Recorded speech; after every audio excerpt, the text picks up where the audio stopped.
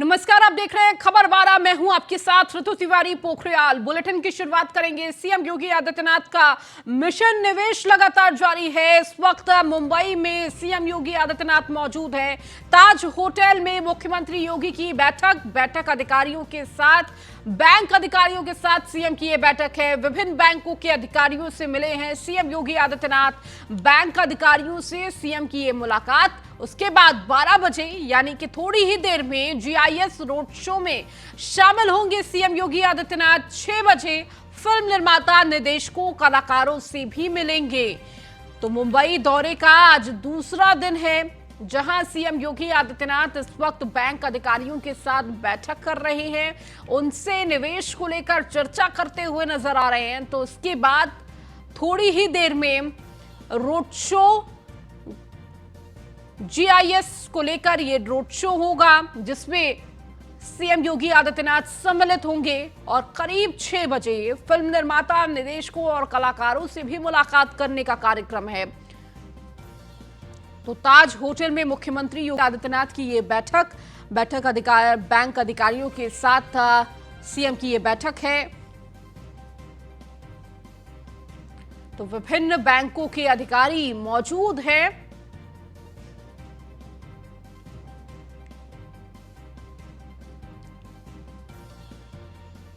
तो 6 बजे फिल्म निर्माता, निर्देशकों और कलाकारों से भी मुलाकात करेंगे सीएम योगी आदित्यनाथ।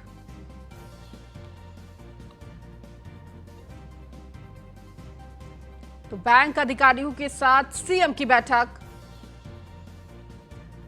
तो लगातार मिशन निवेश में इस वक्त सीएम योगी आदित्यनाथ हैं और योगी सरकार की ये पूरी टीम इस वक्त हर प्रदेश में जाकर मिशन निवेश जारी रखेगी। तो जहां विदेशों से तमाम निवेशकों को लुभाने के बाद अब देश की बारी है। फरियल सैयद हमारे साथ, हमारी संवाददाता जुड़ चुकी है मुंबई से। फरियल, देखिए, सीएम योगी आदित्यनाथ का आज दूसरा दिन है मुंबई में और इस दौरान बैंक अधिकारियों से उनकी बैठक जारी है और इसके बाद रोड शो होना है जिसमें वो सम्मिलित होंगी। क्या जानकारी पूरी? जी बिल्कुल। अभी फिलहाल हम भी ताज होटल में मौजूद है, जहाँ पर सीएम योगी आदित्यनाथ जी मौजूद है। उनकी बैंक अधिकारियों के साथ जो है वो जो मीटिंग है, कार्यक्रम है, वो समाप्त हो गया। अभी थोड़ी देर में वो यहाँ पर मीडिया के सामने और कुछ उद्योगपति जो यहाँ पर मौजूद है ताज होटल में, उनको संबोधित करेंगे और देखना ये होगा कि वो किस तरीके से यूपी का जो प्रचार है निवेश के लिए, वो इन उद्योगपतियों के सामने रखते हैं। क्योंकि अभी फिलहाल हम देख सकते हैं कि बड़ी तादाद में जो उद्योगपति जो है मुंबई के, जो कि यहाँ पर मौजूद है और यहाँ पर ताज होटल में बाहर लंबी कतार भी लगी हुई है। तो ये कतार देखकर ही हम ये अंदाजा लगा सकते हैं कि कहीं ना कहीं उद्योगपति भी जो है यूपी में अपना इंटरेस्ट दिखा रहे हैं और कहीं ना कहीं जो निवेश क्रांति का जो एक सपना योगी सरकार देख रही है, वो कहीं ना कहीं सफल होने के कागार पर है। इसके साथ ही फरियल, देखिए, थोड़ी ही देर में रोड शो का भी 12 बजे का वक्त दिया गया था। कितने बजे ये रोड शो का आयोजन होगा जिसमें सीएम सम्मिलित होंगे? जी बिल्कुल, 12 बजे का वक्त दिया गया था, लेकिन क्योंकि जो बैंक अधिकारियों के साथ उनकी बैठक थी वो कुछ लंबे वक्त तक चली और कुछ अहम उद्योगपति थे जिनसे योगी आदित्यनाथ जी जो है वो पर्सनली मिले हैं। तो इसके लिए जो वक्त है वो थोड़ा सा एक्सपांड हो गया है। अभी फिलहाल जो मीडिया के सामने कुछ उद्योगपति जो दूसरे यहाँ पे मौजूद है उनको संबोधित करेंगे और उसके बाद जो रोड शो का वक्त दिया गया है वो 12 से 2 बजे है। तो करीब जैसे ही उनका यहाँ पर जो कार्यक्रम जो अभी रखा गया है वो जैसे ही यहाँ पर खत्म होगा, उसके बाद तुरंत जो है वो रोड शो 2 बजे से पहले उन्हें खत्म करना है। तो जैसे ही यहाँ पर का कार्यक्रम समाप्त होता है तो तुरंत जो है मुंबई में रोड शो के लिए रवाना हो जाएगी, जिसकी पुख्ता तैयारी जो है मुंबई पुलिस की ओर से की गई है। सारी तैयारी जो है वो हो चुकी है। जैसे ही ये कार्यक्रम समाप्त होगा वैसे ही रोड शो की शुरुआत की जाएगी। ठीक है, बहुत शुक्रिया फरियाल इस तमाम जानकारी को देने के लिए। बढ़ेंगे आगे। थोड़ी ही देर में हल्द्वानी अतिक्रमण मामले पर सुनवाई। अतिक्रमण मामले में सुप्रीम कोर्ट करेगा सुनवाई। हाईकोर्ट ने अतिक्रमण हटाने का आदेश दिया था। रेलवे की जमीन पर अतिक्रमण को तोड़ा जाना है।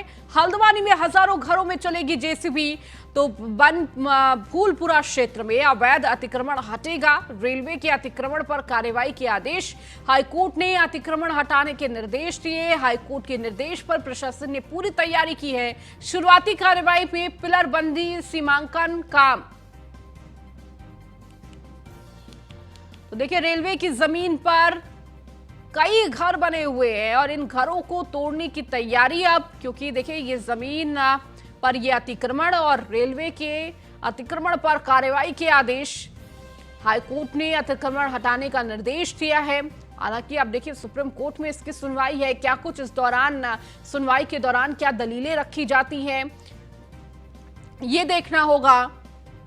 जो शुरुआती कार्रवाई में पिलरबंदी सीमांकन का काम, तो थोड़ी ही देर में हल्द्वानी अतिक्रमण मामले पर सुनवाई होगी सुप्रीम कोर्ट में। तो अतिक्रमण मामले में सुप्रीम कोर्ट इस पर पूरी सुनवाई करेगा। हालांकि हाईकोर्ट की तरफ से अतिक्रमण हटाने के आदेश दिए गए हैं, क्या ये आदेश आगे भी बरकरार रखते हैं या फिर सुप्रीम कोर्ट के द्वारा इस पर रोक लगाई जाती है, तो थोड़ी ही देर में ये तस्वीर भी साफ हो जाएगी। क्योंकि थोड़ी देर में सुप्रीम कोर्ट में इस पूरे मामले को लेकर सुनवाई होनी है और सुनवाई के दौरान क्या कुछ दलीलें रखी जाती है ये देखने वाली बात होगी।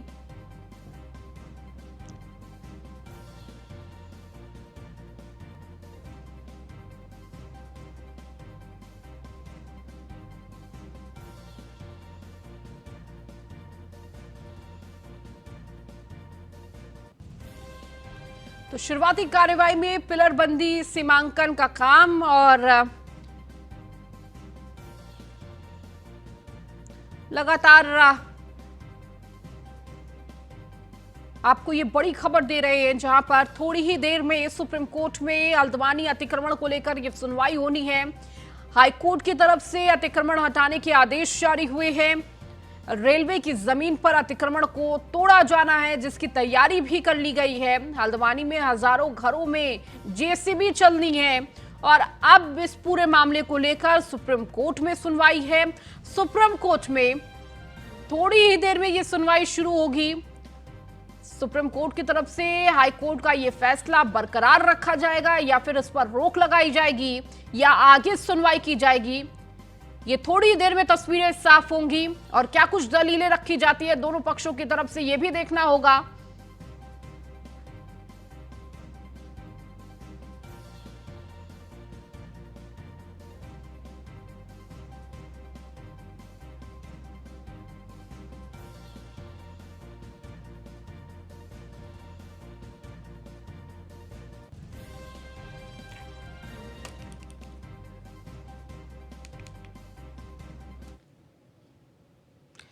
वहीं नोएडा ग्रेटर नोएडा एक्सप्रेसवे पर रफ्तार का कहर देखने को मिला है। तेज रफ्तार डंपर ने बाइक को मारी है टक्कर, बाइक सवार 2 लोगों की मौत, 2 घायल। नोएडा के थाना एक्सप्रेसवे का यह पूरा मामला है। तो नोएडा ग्रेटर नोएडा एक्सप्रेसवे पर रफ्तार का कहर देखने को मिला है। तेज रफ्तार डंपर ने बाइक को टक्कर मार दी है और इस हादसे में बाइक सवार 2 की मौत हो गई है, 2 लोग घायल हैं। तो नोएडा के थाना एक्सप्रेसवे का ये पूरा मामला है। तो सड़क दुर्घटना, रफ्तार का कहर देखने को मिला है। नोएडा से हमारे ब्यूरो चीफ निशांत शर्मा जुड़ चुके हैं। निशांत, क्या जानकारी इस पूरे हादसे को लेकर? देखिए रफ्तार का कहर देखने को मिला है और अभी घायलों की क्या कुछ स्थिति? ग्रेटर नोएडा एक्सप्रेसवे की बताई जा रही है, जहां थाना एक्सप्रेसवे क्षेत्र में ये एक बड़ी घटना सामने आई है, जहां डंपर चालक द्वारा एक बाइक पर 4 सवार युवकों को टक्कर मारी जाती है, जहां मौके पर ही 2 युवकों की मौत हो जाती है और 2 जो है घायल हैं, जिनका उपचार चल रहा है। हालांकि इस पूरे मामले में पुलिस जुटी हुई है, लेकिन ये जो घटना है एक गंभीर तरीके से एक बड़ी घटना होती है, जिसमें अब एक्सप्रेसवे पुलिस जो है 2 लोगों का सब कब्जे में लेकर पंचायतनामा कराया जा रहा है, कार्रवाई की जा रही है। हालांकि मौके पर जो डंपर है वो पकड़ लिया गया है, लेकिन जो डंपर चालक है वो फरार है। निशांत, इसके साथ ही चालक को लेकर क्या कुछ जानकारी अधिकारियों की तरफ से दी जा रही है?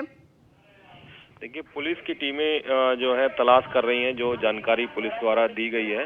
हालांकि अभी देखा गया है जो आरोपी चालक है वो भी फरार बताया जा रहा है, लेकिन एक बड़ी ही दर्दनाक घटना सामने आई है, जिसमें बाइक पर 4 युवक सवार थे और जहां पीछे से टक्कर मारी जाती है, जहां मौके पर 2 लोगों की मौत हो जाती है। ठीक है, बहुत शुक्रिया निशांत इस जानकारी को देने के लिए। लखनऊ के बीकेटी में बनेगा सांस्कृतिक संग्रहालय। बीकेटी में राज्य का सांस्कृतिक का संग्रहालय बनाया जाएगा। चंद्रिका देवी मंदिर के पास सांस्कृतिक संग्रहालय बनेगा। तो राज्य सरकार ने 4.6 करोड़ रुपए की राशि जारी की है। चंद्रिका देवी मंदिर के पास 2.5 एकड़ की जमीन खरीदी गई है। तो संस्कृति संग्रहालय बनाने का उद्देश्य राज्य सरकार ने की है। 4.6 करोड़ की राशि जारी। तो चंद्रिका देवी मंदिर के पास 2.5 एकड़ की जमीन खरीदी गई है और इसी पर संग्रहालय का निर्माण होगा। बीकेटी में बनेगा ये संस्कृति संग्रहालय।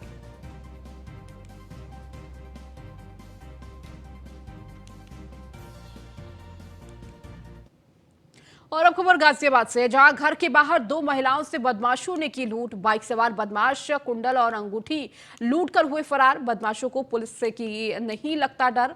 कविनगर क्षेत्र के राजनगर के सेक्टर 13 का मामला। पुलिस लूट का मामला दर्ज कराकर जांच में जुटी हुई है। तो बाइक सवार बदमाश कुंडल और अंगूठी लेकर फरार हुए हैं। बदमाशों को पुलिस से डर नहीं है, बेखौफ ये बदमाश, जहां पुलिस का खौफ भी इन बदमाशों में नजर नहीं आ रहा है। कविनगर क्षेत्र राजनगर सेक्टर 13 का ये मामला है। पुलिस लूट का मामला दर्ज कर जांच में जुटी हुई है, अपराधियों की तलाश में जुटी हुई है। हापुड़ के थाना बाबूगढ़ के अलीपुर नहर पर चेकिंग के दौरान पुलिस और बदमाशों के बीच मुठभेड़ हुई है। चेकिंग के दौरान डकैती में वांछित 2 बदमाश पुलिस से भिड़े हैं, जिसमें पुलिस की गोली लगने से दोनों बदमाश घायल हो गए हैं। बदमाशों के पास से पुलिस को 2 तमंचे, कारतूस और चोरी की बाइक बरामद हुई है। घायल बदमाशों ने गजरौला में डकैती की घटना को अंजाम दिया, जिसकी पुलिस को तलाश थी।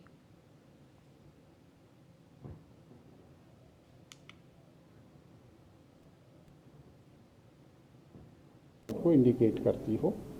इसके अलावा इसमें जितने भी पहलू हैं उनको जल्दी ही पुलिस रैप अप करने की कोशिश कर रही है। कुछ जो इसमें इन्वेस्टिगेशन वर्क आया है उसके लिए आज हमारे पास जो एक्यूज्ड हैं उनको दोबारा से पीसी ऑब्टेन करने के लिए दिल्ली पुलिस पेश करेगी और दोबारा से कस्टडी ऑब्टेन करेगी। 2 एक्यूज्ड हैं, उनको अभी हम अरेस्ट करने के लिए कोशिश कर रहे हैं। जल्दी ही हमें इसमें कामयाबी मिलेगी। और इसके साथ साथ जो जितना एविडेंस है उसका एनालिसिस करके बहुत ही जल्दी लीगल ओपिनियन, हाई लेवल की लीगल कंसल्टेशन करके बहुत ही जल्दी इसमें पुलिस चार्जशीट तैयार करेगी। एक स्ट्रॉन्ग चार्जशीट बनाएगी ताकि जो एक्यूज्ड हैं उनको कड़ी से कड़ी सजा मिल सके। आरोपियों का बयानों में विरोधाभास है, तो क्या लाई डिटेक्टर टेस्ट भी करवा सकती है दिल्ली पुलिस? इन्वेस्टिगेशन एक ऑनगोइंग और डायनेमिक प्रक्रिया। अभी मैंने बताया कि इसमें कुछ पहलू बाकी हैं। इन्वेस्टिगेशन अभी जारी है और अगर किसी तरह की हमें रिक्वायरमेंट हुई तो जो जितने भी इन्वेस्टिगेशन की रिक्वायरमेंट हैं, जो प्रोसेसेस हैं, उसके तहत हम कार्रवाई करेंगे।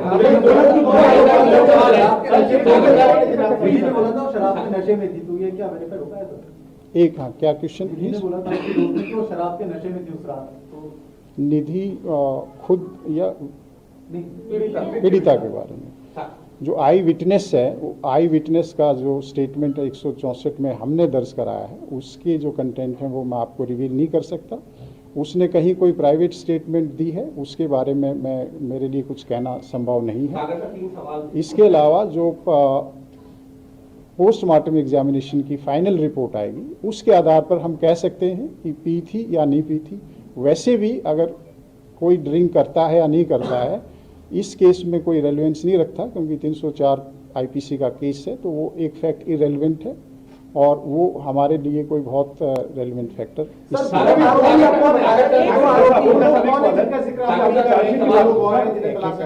जो 2 आरोपी हैं, जो नए, ये कौन लोग हैं? दोनों के नाम सामने है। दोनों का नाम, ये एक आशुतोष है और दूसरा अंकुश खन्ना है।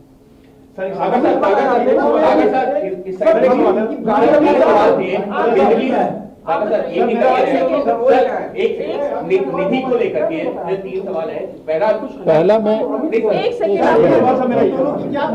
चार्जशीट की बात की आपने, चार्जशीट दाखिल कर रहे हैं, तो कब तक इसमें चार्जशीट दाखिल हो जाएगी?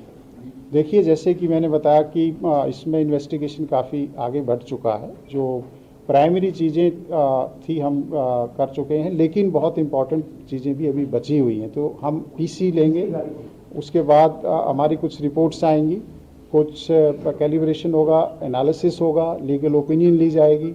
उसके बाद पूरी तरह से एविडेंस कलेक्ट करके हम इसको चार्जशीट करेंगे। लेकिन हमारी कोशिश है जल्दी होगी। जैसे कि आपको मालूम है कि 1 तारीख का इंसिडेंट है, आज 5 तारीख है। 5 तारीख की सुबह तक हमने क्या क्या काम किया, हमारी 18 टीम लगी हुई हैं, बहुत ही एक्सपीरियंस्ड ऑफिसर्स की। डीसीपी खुद एसआईटी हेड कर रहे हैं, जॉइंट एडिशनल सीपीयूज को गाइड कर रहे हैं, और डीसीपी द्वारका भी इसमें हमें सहयोग कर रहे हैं। तो बहुत ही स्ट्रॉन्ग एंड कैपेबल ऑफिसर्स की 18 टीम है जो दिन रात काम कर रही हैं, आप सभी को मालूम है। तो मुझे उम्मीद है कि हम जल्दी ही इसमें चार्जशीट आपने लिया उनकी क्या कैसे वो इसकी क्लियरिटी कर दीजिए कि दीपक अमित का क्या है, आशुतोष और उनका क्या है, ये बहुत इम्पोर्टेंट है। देखिए, इसमें जो 2 नाम आए हैं नए हमारे एक्यूज्ड हैं, एक जो एक्यूज्ड है उसका भाई है ये। तो उन्होंने ये देखते हुए कि इसके पास ड्राइविंग लाइसेंस नहीं है और ये एक एक्सीडेंट का ही केस है, किसी दूसरे आदमी को सजेस्ट किया कि तुम कहो कि मैं गाड़ी ड्राइव कर रहा था। तो ये उन्होंने एविडेंस को डिस्ट्रैक्ट किया, क्रिमिनल को स्क्रीन करने की कोशिश की है। तो वो हमारा इस केस में एक्यूज्ड बनता है। इसके साथ जिसकी गाड़ी थी उसको भी मालूम था कि गाड़ी कौन लेकर गया है। गाड़ी दीपक लेकर नहीं गया था, गाड़ी दूसरा लेकर गया था। तो उसने भी जो पुलिस है उसको एक तरह से मिस इन्फॉर्मेशन दी है और इसमें अक्यूज्ड को हेल्प करने की कोशिश की है। 3 सवाल क्या अमित के पास मैं सभी का जवाब दूंगा। आप रिलैक्स कीजिए, पहले इसको कंप्लीट करने दीजिए, ठीक है। इसका एक मिनट, इसका कंप्लीट। जब ये एक्सीडेंट हुआ और जहां गाड़ी लास्ट तक गई, उस दौरान ये दोनों कहीं थे या बाद में ऐड हुए? 2 कैसे ऐड हुए? ये 2 लड़के जो नए आए हैं, इनका रोल क्या सिर्फ नाम छुपाया ड्राइविंग के चक्कर में, या जो भी इंसिडेंट हुआ एक्सीडेंट का उनमें कहीं इनकी इन्वॉल्वमेंट की, बीच में उतर गए, कार में बैठे थे कि नहीं? एंट्री कहाँ? मैं इसको कंप्लीट कर लेता हूँ। इसमें इन दोनों में से कोई कार में कहीं हमारे पास अभी तक एविडेंस नहीं आया है। इन्होंने एक तरह से इनको स्क्रीन करने की कोशिश की है, मिस इन्फॉर्मेशन किया है, इनको हेल्प किया है। जिन्होंने क्राइम किया, जिन्होंने इतना ग्रूसम क्राइम किया है, उनको प्रोटेक्ट करने की कोशिश की है। तो ये एक क्रिमिनल ऑफेंस अपने आप में बनता है। तो इसलिए हमारी बहुत सी टीम्स अभी लगी हुई हैं, इनको भी हम अरेस्ट करेंगे, फिर इनका फर्दर सस्टेन्ड इंटरोगेशन होगा और उसके आधार पर इन्वेस्टिगेशन आगे बढ़ेगा। इसके साथ साथ कि ड्राइविंग लाइसेंस नहीं था अमित के पास, अभी तक जो इन्फॉर्मेशन है वो नहीं था। अगर बाकी इन्वेस्टिगेशन अभी जारी है, फाइनली कुछ उसमें होगा तो हम आपसे फिर शेयर करेंगे। सर, निधि को लेकर के 2-3 सवाल उठाए। पहला सवाल, एक परिवार कह रहा है कि निधि का रोल सस्पिशियस है, 302 का मुकदमा दर्ज होना चाहिए। दूसरा सवाल, जो निधि की मां कह रही है कि निधि ने खुद ये बताया कि जो गाड़ी को आगे पीछे करके पीड़िता के ऊपर चढ़ाया गया, मृतका के ऊपर चढ़ाया गया, क्या 302 का मुकदमा बनता है? तीसरा सवाल उसी से जुड़ा हुआ, निधि का स्टेटमेंट कितना रिलायबल मान रही है पुलिस, क्योंकि 164 का बयान दर्ज करवाया है। क्या निधि जो इस मामले में सिर्फ एक गवाह है या उसका भी रोल अभी कहीं पर सवाल की घेरे में?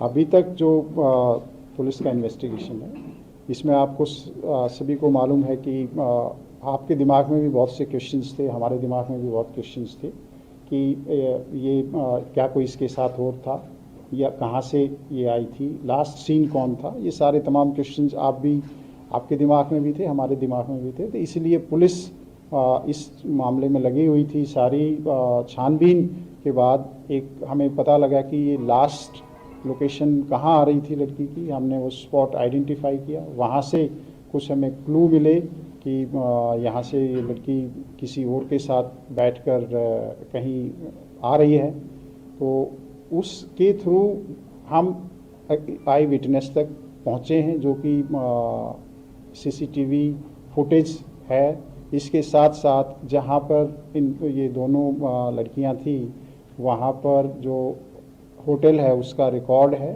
उसका डॉक्यूमेंट्री एविडेंस है, किसके नाम बुक है, किसने बुक कराया है, उस तरह की डिटेल हमारे पास है। तो लास्ट सीन हमने इस्टेब्लिश किया, बिकॉज कहीं भी कोई भी जब कोई इस तरह का हादसा होता है, मिसिंग है या कोई मर्डर है, तो हमारे लिए ये बहुत इम्पॉर्टेंट है कि ये लास्ट में कौन था या कोई आई विटनेस है इसका। तो लास्ट सीन को ट्रेस करते हुए हम इस स्टेज तक पहुँचे हैं कि जो निधि है वो इसमें एक बहुत अहम विटनेस है। और आप सभी को मालूम है कि इस तरह के केसेस में जो विटनेस होते हैं उनको भी एक तरह से अच्छे से एग्जामिन करना, उसको हमारी बहुत ज़रूरी एक प्रक्रिया है। और जैसे ही हमें लगा कि ये एक हमारे पास अहम एविडेंस है और बहुत ही ये सही एविडेंस है, हमने 164 CRPC के तहत कोर्ट में एविडेंस कराया है, ताकि कोई ये एलिगेशन आए कि ये पुलिस की स्टेटमेंट है या पुलिस ने इसको ट्यूटर किया है। वो एक इंडिपेंडेंट एजेंसी है, आप सबको मालूम है, वहाँ का प्रोसीजर सबको मालूम है। मुझे खुद पर्सनली उस जो रिपोर्ट है उसके कंटेंट नहीं मालूम है, पर इतना मालूम है कि हमारा जो इन्वेस्टिगेशन है उसमें सपोर्ट मिल रही है और इसमें इन्वेस्टिगेशन की प्रक्रिया जारी है। जहाँ तक उसको बताने वाली बात है या इसने क्यों नहीं रिपोर्ट किया, ये क्वेश्चन हमारे दिमाग में भी आता है कि नॉर्मली आप कोई भी हादसा होता है तो उसमें आप इन्फॉर्म करते हैं और या आप पुलिस को इन्फॉर्म करते हैं या किसी रिश्तेदार को बताते हैं। हमारे दिमाग में भी है, हमने भी काउंसलिंग की है, पूछा समझने की कोशिश की है। कई बार कोई ट्रॉमा हो सकता है, कई बार कोई दूसरी वजह भी हो सकती है। तो सभी पहलुओं पर इन्वेस्टिगेशन अभी हो रहा है, क्योंकि ये एक ओपन एंडेड प्रक्रिया है जब तक कि हम फाइनली चार्जशीट फाइल नहीं कर सकते, और इनफैक्ट उसके बाद भी सप्लीमेंट्री चार्जशीट का प्रोविज़न हम रख सकते हैं। इसके अलावा कि इन्होंने अपनी मदर को बताया कि ऐसा हुआ, उस पहलू पर भी हम इन्वेस्टिगेशन करेंगे, कि पूछेंगे कि क्या सिचुएशन थी, क्या वो सही बात है नहीं है, और उसमें क्या। प्रेस कॉन्फ्रेंस, दिल्ली पुलिस हर एंगल पर जांच कर रही है। स्पेशल सीपी को सुन रहे थे आप। तो मामले में 5 आरोपी हिरासत में है। दिल्ली पुलिस के द्वारा ये जानकारी दी गई और लगातार ये जांच आगे बढ़ चुकी है। पोस्टमार्टम की फाइल रिपोर्ट आनी है, इसका भी जिक्र किया। तो पुलिस की 18 टीमें इस पूरे मामले की जांच में जुटी हुई है। और अब बात हरदोई की, जहां पर स्वास्थ्य विभाग की पोल खुली है। सड़क दुर्घटना में घायल को नहीं मिला स्ट्रेचर, घायल को गोद में ले जाते परिजनों का वीडियो वायरल। स्वास्थ्य विभाग में स्ट्रेचर व्हीलचेयर की अभाव है। एक्सीडेंट में घायल हुए 2 युवक हरदोई बिलग्राम CHC का ये पूरा मामला है, जहां पर स्ट्रेचर या फिर व्हीलचेयर की असुविधा देखने को मिली है। यहाँ पर किसी भी प्रकार की सुविधा नहीं है, स्ट्रेचर की सुविधा नहीं है, व्हीलचेयर की सुविधा नहीं है, और परिजन किस तरह से अपने घायल को गोद में उठाकर हॉस्पिटल में ले जाते हुए नजर आ रहे हैं।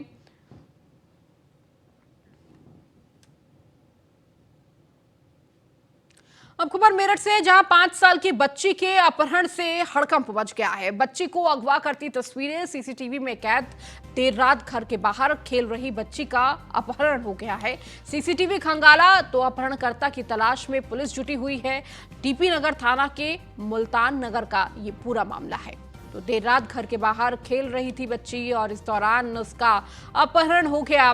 सीसीटीवी खंगाल अपहरणकर्ता की तलाश में पुलिस जुटी हुई है, क्योंकि सीसीटीवी में अपहरण की ये पूरी तस्वीर कैद हो गई है। किस तरह एक युवक इस बच्ची को किडनैप करता है, ये तस्वीर सीसीटीवी में कैद हुई है। 5 साल की ये बच्ची जिसका अपहरण हो गया है, जिसके अपहरण से हड़कंप मच गया। तो बच्ची को अगवा करती तस्वीरें सीसीटीवी में कैद हो गई है। और ये सीसीटीवी की फुटेज भी आपको लगातार दिखा रहे हैं। ये 5 साल की बच्ची जो घर के बाहर खेल रही थी और किस तरह एक युवक आता है और इस दौरान बच्ची को अगवा करता है। देर रात घर के बाहर से ये बच्ची अगवा हो जाती है। अब लगातार पुलिस इस युवक की तलाश में है। और अब खबर ग्रेटर नोएडा से है, जहां इकोटेक 3 कोतवाली के एक मुजरिम फरार। कोर्ट के आदेश से हुई थी गिरफ्तारी। कोतवाली से देर रात हुआ था फरार। लापरवाही को लेकर दोषी पुलिस कर्मियों के खिलाफ एफआईआर। 3 टीमों का गठन कर फरार अभियुक्त की गिरफ्तारी का प्रयास जारी है। कोतवाली इकोटेक 3 क्षेत्र का ये पूरा मामला है। तो कोतवाली से देर रात फरार हुआ है कैदी और इसी को लेकर देखिए कड़ा एक्शन भी देखने को मिला है। लापरवाही को लेकर दोषी पुलिस कर्मियों के खिलाफ एफआईआर दर्ज की गई है। 3 टीमों का गठन भी किया गया है ताकि फरार अभियुक्त को गिरफ्तार किया जा सके। तो 3 टीमों का गठन कर फरार अभियुक्त की गिरफ्तारी का प्रयास लगातार जारी है। तो इकोटेक 3 कोतवाली के एक मुजरिम फरार हो गया है।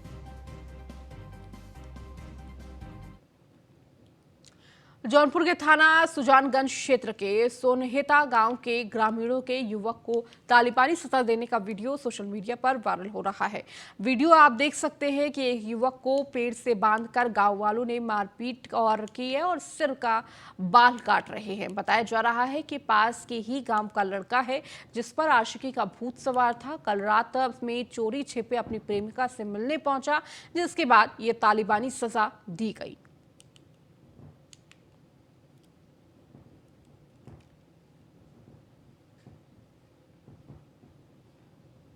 तो प्रेमिका से चोरी छिपे मिलने पहुंचा युवक, जिसकी सजा गांव वालों ने दी।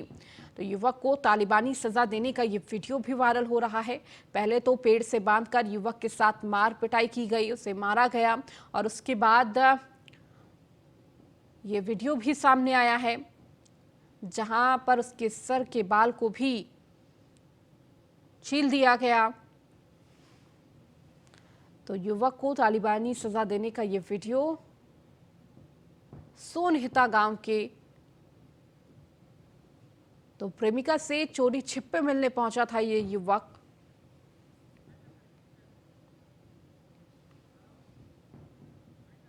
चलिए इस बुलेटिन में फिलहाल इतना ही। बने रहिए न्यूज़ 1 इंडिया के साथ।